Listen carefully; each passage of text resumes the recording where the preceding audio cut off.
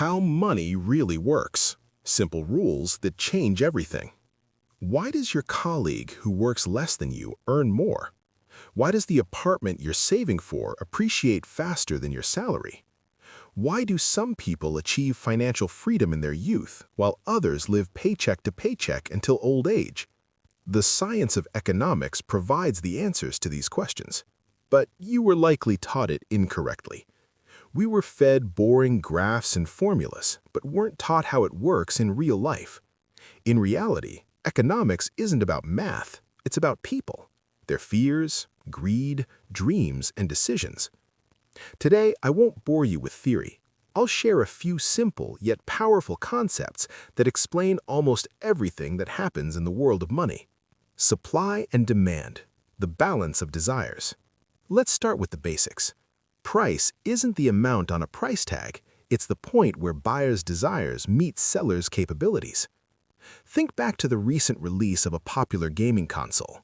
The official price was quite affordable, but stores were empty, parts were in short supply, delivery was problematic.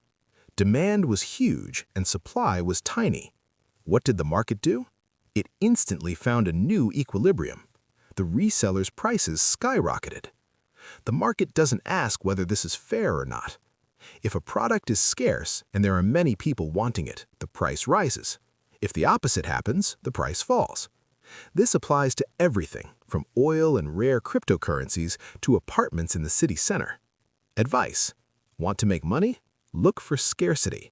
Want to save? Look for abundance. Opportunity cost, the hidden cost of choice. This concept will change your approach to spending forever. Every choice you make has a hidden cost, what you're giving up to buy it now. Warren Buffett walked around with an old push-button phone for a long time. When asked why he wouldn't buy a smartphone, he replied that buying a phone isn't just about its price in the store. This is a foregone conclusion about the enormous wealth that this money could have earned him in the future if he had invested it. Buffett thinks in terms of opportunity cost. When you buy an expensive car, you're not actually paying its current price, but giving away the capital that could have provided you with a comfortable retirement. Education costs not only tuition, but also the salary you forgot to earn during your years of study. Before every major purchase, ask yourself, not how much does this cost, but what opportunities am I giving up for this? Inflation, the silent thief. Your money is like a melting block of ice. If you simply keep it at home, you're guaranteed to become poorer. The most striking example occurred in Germany in the last century. The country printed money to pay off its debts. The result? A simple loaf of bread cost a fortune. Wages were paid several times a day because morning money depreciated by evening, and children played with wads of bills instead of blocks. Inflation isn't as rampant today, but it works the same way. If you have savings, the nominal amount will remain the same in a year, but you'll be able to buy significantly fewer things with them. The only way to beat inflation is to put your money to work. Invest in assets that grow faster than the ice melts. Compound interest, the great miracle of finance. It's when money makes money, which makes more money. A snowball that turns into an avalanche. Remember the purchase of Manhattan. Centuries ago, colonists bought the island from the locals for a handful of jewelry. Everyone laughs, what a bad deal for the sellers.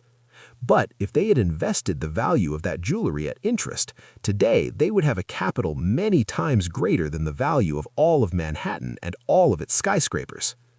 The magic of compound interest takes time. At first, the graph grows very slowly, almost imperceptibly, and then suddenly soars.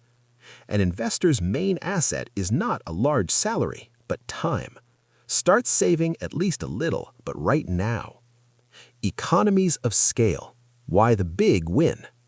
Why are giant corporations destroying small neighborhood stores? It's simple. The more you produce, the cheaper each unit costs you. A small store buys goods at a high price and sells them with a small markup. A corporation buys huge quantities, receives huge discounts, and can sell the goods for less than a small competitor, still making a huge profit. This works everywhere. Large streaming services spend colossal budgets on films because they have millions of subscribers. Per viewer, content costs pennies. A small company can't afford that. In today's world, it's often not the best product that wins, but the best business model that can scale. Information asymmetry, the lemon market. Imagine you're buying a used car. The salesman smiles and praises the car, but they know the real breakdown history, and you don't. This is information asymmetry. Buyers, fearing being ripped off, are willing to pay only the lowest price, factoring in the risks. Owners of good cars